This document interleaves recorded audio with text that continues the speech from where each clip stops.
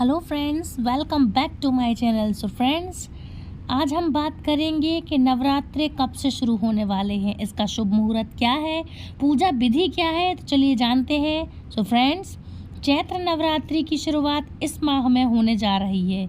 चैत्र नवरात्रि में लोग अपने घरों में कलश स्थापना करते हैं और 9 दिनों तक अखंड ज्योत भी जलाते हैं। सो फ्रेंड्स, इसी चैत्र नवरात्रि से जुड़ी सभी प्रकार की जानकारी आइए हम आपको बताते हैं। चैत्र नवरात्र कब से शुरू हो रहे हैं और कलश स्थापना का शुभ मुहूर्त क्या है।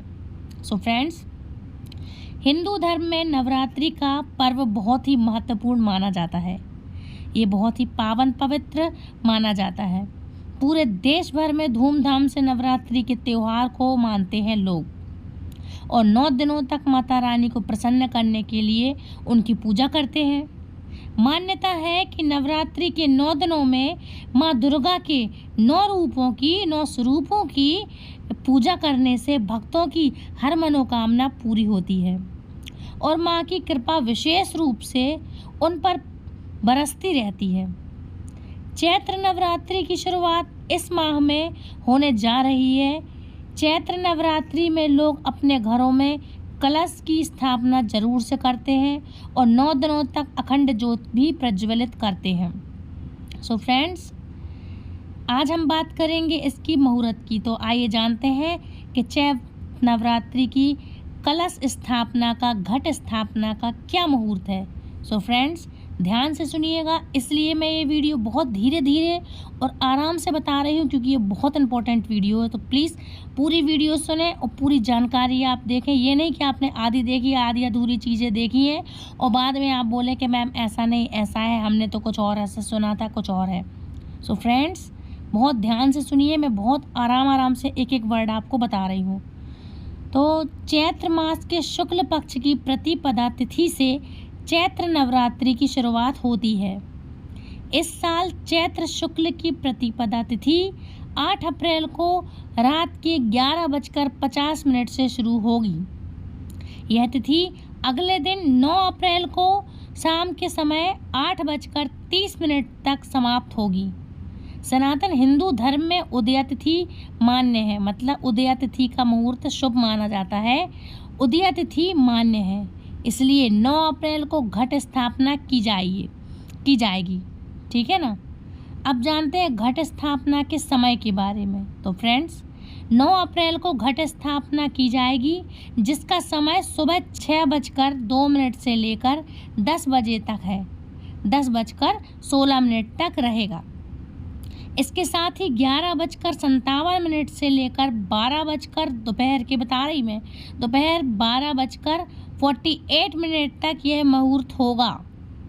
आप इन दोनों मुहूर्त में घट स्थापना कर सकते हैं और इस त्यौहार को आप मना सकते हैं।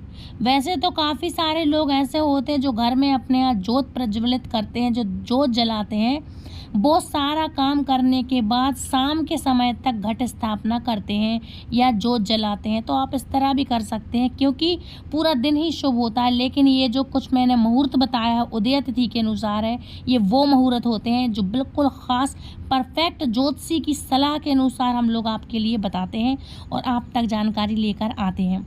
ये बिल्कुल परफेक्ट फिक्स जानकारी होती है जो मुहूर्त आपको हमारी वीडियो के द्वारा बताए जाते हैं। फ्रेंड्स, अब बात करेंगे घट स्थापना की तिथि क्या है। घट स्थापना करने के लिए आपको इस विधि से पूरा प्रोसेस, पूजन, ये सब कुछ समय अनुसार सब आपको करना होगा। तो सबसे पहले प्रतिपदा तिथि पर सुबह जल्दी उठकर आप स्नान पूजा करने का संकल्प लें। फिर उसके बाद पूजा स्थल की आप सजावट ज़रूर करें। जैसा भी आपको घर की डेकोरेशन करना है, आपको सजाना है, ये सब आप कर लें। कहते हैं कि घर को पहले नंबर आप साफ, स्वच्छ और शुद्ध कर लें। सुबह सबसे पहले उठें तो ये आपको बताने की ज़रूरत नहीं है कि आपके लिए 1 या 2 दिन पहले से अपने घर में, पूरे आंगन में, घर में आपके लिए बढ़िया शुद्ध चूने से या डिस्टेम्पर हो, उससे आपके लिए सारे घर में डिग लगाना चाहिए। कहते हैं ना, लाइन बनाते हैं, रंगोली बना लें, बढ़िया लीपा पोती कर लें। पक्के घर हैं तो बढ़िया पोंछा लगा लें। शुद्ध जल का आप अपने घर में छिड़काव कर सकते हैं। हल्दी के जल को आप हल्दी मिलाकर एक कलश में या लोटे में आप पूरे घर में छिड़काव कर सकते हैं। मेन में मुख्य द्वार पर आप मेन गेट के बाहर आप छिड़काव कर सकते हैं। इससे घर शुद्ध और पवित्र होता है, इससे शुद्ध और पवित्र माना जाता है। तो फ्रेंड्स, आप इतना करें। और कहने का मतलब ये है कि पूजा स्थल जहाँ आपका मंदिर है, आपका मंदिर बना हुआ है, वहाँ पर आप सजावट कर लें। साफ़ सफाई करने के बाद आप 1 या 2 दिन पहले या उसी दिन आप सजावट कर लें। फिर उस स्थान पर चौकी रखें जहाँ पर कलश में जल भरना है आपके लिए। इसके बाद कलश को कलावे से लपेट लें और उसके ऊपर आम और अशोक के पत्ते रखें। इसके बाद आपको नारियल लाल कपड़े में लपेटकर कलश के ऊपर रखना है। उसके बाद धूप दीप जलाकर माँ दुर्गा का आवाहन आपको करना चाहिए। चैत्र नवरात्र के त्यौहार को आप इस तरह से मना सकते हैं।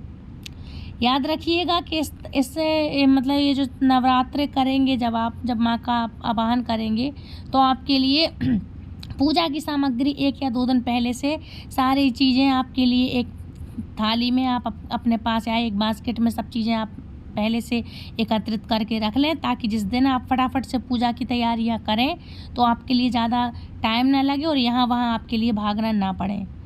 कहा जाता है कि शास्त्रों में माँ दुर्गा की पूजा उपासना की मतलब उपासना जो बताई गई है वह विधि विधान से जो कोई अच्छे और सच्चे मन से करता है, माँ उसे नवरात्रि में ज़रूर फल प्रदान करती हैं, उसका मन वांछित फल ज़रूर से प्रदान करती हैं। फ्रेंड्स, अब बात करेंगे कि नवरात्रों के दौरान और उसके पहले जो ग्रहण लगने वाला है, इसके दौरान आपके लिए कौन सी गलतियां हैं जो भूल कर भी नहीं करनी चाहिए। तो आप बहुत ध्यान से सुनिएगा, मैं आपको बिल्कुल इसलिए आराम से बता रही हूँ। तो फ्रेंड्स, आपके लिए नवरात्रों के पहले ही अपने घर की कुछ ऐसी अंदरूनी सफाई करनी चाहिए जो आपको शायद नहीं पता होगा। नॉर्मल झाड़ू पोंछा कपड़े बर्तन सब कर लेते हैं, लेकिन आपके लिए अपने घर में मांस मदिरा का सेवन नहीं होना चाहिए। आपके घर में यदि आपके यहाँ अंडे भी कोई खाता है तो पहले से कहते कोई फ्रिज में पड़ा है, कोई उबला पड़ा है, या कुछ घर में ऐसा कुछ चीज़ें हैं जो लोग बहुत से लोग होते हैं जो फ्रिज में रखते हैं। ये सब चीज़ें घर से पहले ही आपको कुछ दिन पहले ही बाहर निकाल के फेंक देनी है। घर को पूरी तरह से साफ शुद्ध और स्वच्छ रखना है। स्वच्छ वस्त्र आप पहले से अपने तैयारी करके रखें जो आपको 9 दिनों तक धारण करना है। ध्यान रखना है आपके लिए इस दौरान नवरात्रि में ब्रह्मचर्य का आपको पालन करना चाहिए। किसी की दृष्टि में भी आपके लिए पाप नहीं करना चाहिए कि ये लड़का बड़ा सुंदर है और लड़की बहुत सुंदर है। इस तरह के आपको नेगेटिव विचार नहीं रखना है अपने मन में, किसी के प्रति द्वेष भाव आपके लिए नहीं रखना है। इसके बाद आपको मांस मदिरा इत्यादि से आपको दूर रहना चाहिए। यदि आप माँ का पाठ कर रहे हैं 9 दिन का और अखंड जोत जला रहे हैं, तब तो आपके घर में सभी के लिए ब्रह्मचर्य से रहना चाहिए। लहसुन प्याज भी वर्जित माना गया है, तो आपके लिए इसका सेवन भी नहीं करना चाहिए। दूसरी बात है, अगर आप अखंड जोत जला रहे हैं तो आपके लिए घर में ताला मार के नहीं जाना चाहिए। इससे तो अच्छा होगा कि आप फिर अखंड जोत ना ही जलाएं। यदि आप अखंड जोत जला रहे हैं तो आपके लिए कोई ना कोई घर में ऐसा रहे जो 24 घंटे उसकी निगरानी कर सके। मतलब ऐसा नहीं आप जॉब सर्विस वाले हैं, घर में अकेले हैं तो आप चले गए और ताला लगा दिया। भजन आदि होते रहते हैं, मंदिरों में भजन इत्यादि होते हैं, तो आपको ऐसा नहीं करना है कि घर में कोई भी नहीं हो और आपने लगाया ताला और चले गए और अखंड जोत जल रही है। कहते हैं इन 9 दिनों में माँ जागृत अवस्था में होती हैं और हर घर में, प्रत्येक घर में जहाँ इनका आवाहन होता है माँ जागृत अवस्था में होती हैं। इसलिए हम इन्हें अकेला छोड़ के नहीं जाते हैं। वो ज्योत के रूप में घर पे विद्यमान रहती हैं और प्रज्वलित अवस्था में साक्षात घर में इनका आवाहन होता है, तो इनका वास होता है। इसलिए इस दौरान घर से बाहर हमें नहीं जाना चाहिए, कोई ना कोई घर में हमेशा बना रहे। ठीक है ना, इतना करना चाहिए। इसके बाद आपके लिए 9 दिनों तक यदि आपने व्रत किया है और नहीं भी किया है तो ये आपके लिए बिल्कुल नहीं करना चाहिए कि 9 दिनों के अंदर आपको, या तो एक दिन पहले आप सब कर लें ये काम। आपके लिए नेल्स वगैरह नहीं कटवाना चाहिए। जेंट्स जो हैं वो बहुत रेयर केस हो कि आप कहीं जॉब सर्विस वाले हैं या शेविंग वगैरह करते हैं तो आप कर सकते हैं, लेकिन ऐसे में नहीं करना चाहिए। स्पेशली मैं सजेस्ट करूँगी कि ऐसे में आपके लिए शेविंग, बाल वगैरह आपके लिए, कटिंग्स वगैरह आपके लिए नहीं करवाना चाहिए। लेडीज़ हैं वो बाल आल अपने ना कटवाएं, थ्रेडिंग वगैरह ना करवाएं। 9 दिन के पहले आप ये सब करो कि आप फ्री हो जाएं। 9 दिनों के भीतर आपके लिए इन सब चीज़ों से दूरी रहना चाहिए। क्योंकि इनमें बहुत बड़ा पाप और दोष लगता है। कुछ चीज़ें ऐसी होती हैं जो तिथि के अनुसार हमें, जैसे बाल नहीं धोते हैं, तो आप अपनी तिथि के हिसाब से आप ऐसा सब करें, लेकिन जो मैंने ये जो बताया है आपके लिए, ये आप अवश्य करें। आपके लिए नेल्स नहीं काटवाना चाहिए, थ्रेडिंग आईब्रो नहीं बनवाना चाहिए, जेंट्स हैं आपको शेविंग नहीं करना चाहिए और बाल नहीं धोना चाहिए इन 9 दिनों के कटिंग नहीं कराना चाहिए इन 9 दिनों के दौरान। या आप पहले करा लें या तो फिर 9 दिन के बाद कराएं। और यदि जिसने व्रत रखा है, चाहे वो लेडीज़ हो या जेंट्स हो, उनके लिए स्पेशली ये नियम तो लागू होते ही हैं, क्योंकि हमारी हिंदू धर्म में, हिंदू परंपरा के मुताबिक ये चीज़ें होती हैं कि ये चीज़ें हमें नहीं करना चाहिए। इसलिए आपके लिए कुछ सावधानियां हैं जो आपके लिए बरतना चाहिए। ये बहुत ही इम्पोर्टेंट जानकारी है फ्रेंड्स, तो आपके लिए ये चीज़ें ज़रूर से फॉलो करना चाहिए। इसके साथ ही आप माँ के लिए रेड कलर की चुनरी अवश्य लेके आएँ। रेड हो गया, पीला हो गया और ग्रीन हो गया, लेकिन ख़ासकर रेड है तो रेड कलर की चुनरी आप माँ के लिए अवश्य लेकर आएँ और उनके लिए वस्त्र धारण आप ज़रूर से कराएँ। ये बहुत इम्पोर्टेंट है। तो ये कुछ जानकारी थी जो मैंने आपके लिए दी है, जो आपको अवश्य से करना चाहिए। अब बात करेंगे कि जब आप कलश स्थापना करेंगे, और डीपली मैं आपके लिए बता देती हूँ। तो सबसे पहले जब आप कलश स्थापना करेंगे, उस स्थान पर आपके लिए, या तो मैंने आपको बताया झाड़ू पोंछा तो देखो आप सभी लोग करेंगे, साफ़ सफाई करेंगे, लेकिन यदि कुछ बूंदें, कुछ ड्रॉप्स गंगा जल के हैं या कुछ भी पवित्र जल के हैं, नर्मदा जल है, संगम का जल है, जो भी हो, वो आप पूरे घर में उसका छिड़काव करेंगे। और जहाँ आप पूजा करते हैं, पूजा घर है, उस स्थान पर आपको ये छिड़काव करना चाहिए। उसके बाद आप कलश की स्थापना करेंगे। इसके बाद चौकी आप लकड़ी की लेंगे, कोई प्लास्टिक की नहीं लेंगे, या वो चांदी के वर्क वाली जो सजी हुई चौकी आती है उस पर लेंगे। नेक्स्ट है दोस्तों, आपके लिए लाल कपड़ा ही लेना है। पीला या लाल चलता है तो आप लाल रंग का, स्पेशली माँ का है ये त्यौहार, तो माँ के लिए लाल ही रंग प्रिय और चढ़ता है, और लाल ही रंग वो यूज़ करते हैं अपन सब पूजा में। तो माँ के लिए लाल रंग का आप कपड़ा अवश्य लेंगे, तो लाल कलर का ही आप चौकी पे बिछाएंगे। इसके बाद आप स्वास्तिक बनाएंगे। स्वास्तिक के ऊपर आप कलश स्थापित करेंगे। फिर उसमें आप जो भी आप मिट्टी के एक पात्र में है तो आप मिट्टी के कलश बोते हैं, तो उसमें आप मिट्टी और उसमें जौ के बीज बोएं और उस पर कलश स्थापना आप अवश्य कर सकते हैं। आप उस पर मतलब मिट्टी का जो भी आप बोते हैं, कुड़वारा जिसे हम बोलते हैं, बड़ा या नीचे जैसे भी करते हो, उसमें आप जौ बोएं और फिर आप कलश की स्थापना करें। और इसमें आम के पत्ते आप अवश्य रखें। और ये याद ज़रूर रखें, जब आप कलश रखेंगे तो उसको खाली नहीं छोड़ते हैं, उसमें थोड़े से गेहूं या चावल के दाने डालकर आपको 1 रुपये, 2 रुपये, 5 रुपये या 10 रुपये का सिक्का अवश्य डालना चाहिए, ठीक है ना। और उसमें जल या गंगा जल आपको भर के रखना चाहिए। कलश आपको खाली नहीं, आप नॉर्मल पानी भी डाल रहे तो कुछ ड्रॉप्स आप गंगा जल के या शुद्ध जल के डाल सकते हैं, जो भी आपके पास जल अवेलेबल हो। कलश में आप एक सुपारी और सिक्का और दूबा के साथ हल्दी की गांठ जरूर आप डाल सकते हैं, ठीक है। आप इतना ज़रूर से ध्यान से कर लीजिए। ये कुछ इंपॉर्टेंट बातें हैं जो मैंने आपको बताई हैं। और नारियल को आपको मैंने बता ही दिया है कि लाल कपड़े में रख के आपको करना है। अच्छा, एक बात और मैं बता दूं कि इस दौरान आपके लिए स्पेशली जो महिलाएं हैं, ऐसे में आपके लिए चटक काला कलर नहीं पहनना चाहिए और आपके लिए सफ़ेद कलर नहीं पहनना चाहिए। बैगनी और ब्लू कलर के कलर से आपको दूर रहना चाहिए।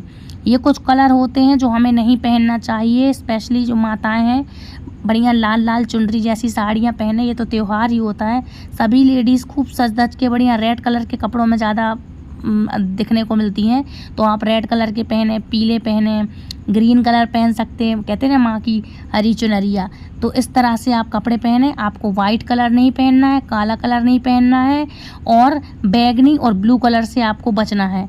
तो इन कलर चटक हो चाहे लाइट हो, आपको ये भूरे कलर के वस्त्र इस तरह के आपको नहीं पहनना है। तो इस तरह से आप बढ़िया खूब अच्छे से त्यौहार मनाएं, खूब सज धज के रहें माताएं बहनें। 9 दिनों के बीच अच्छी हरी चूड़ियाँ पहने, लाल चूड़ियाँ पहने, सिंदूर आप अवश्य पूरी मांग में भरें। और एक बात और मैं आपको बता दूं कि कोई भी माताएं और बहनें जो सुहागन हैं, उनके लिए आर्टिफिशियल ज्वेलरी नहीं पहननी चाहिए। आपके पास हो तो पहने, वरना तुलसी की माला डाल लें। और बिछिया जो आप हैं, आप इन 9 दिनों के अंतराल में, मतलब 9 दिन ऐसी बड़ी बड़ी तिथियां होती हैं या करवा चौथ है, आपको आर्टिफिशियल ज्वेलरी का यूज़ नहीं करना चाहिए। मंगलसूत्र नकली डाल लिया या फिर आपने बिछिया नकली डाल ली, तो बिछिया आप चांदी की डालें, इससे पति की उम्र बढ़ती है। नहीं तो कई लेडीज़ नकली डाल लेती हैं, कुछ भी पहन लिया आर्टिफिशियल, उससे पति की उम्र कम होती है। इसलिए आपके लिए बिछिया, स्पेशली बिछिया और मंगलसूत्र, चाहे छोटी सी ही क्यों ना हो, आपके लिए प्योर चांदी की पहनना चाहिए। मंगलसूत्र नहीं है, काली मोती की माला डाल लीजिए। नहीं तो सबसे बढ़िया बेस्ट वो उपाय है कि बढ़िया आप तुलसी की माला डाल लीजिए।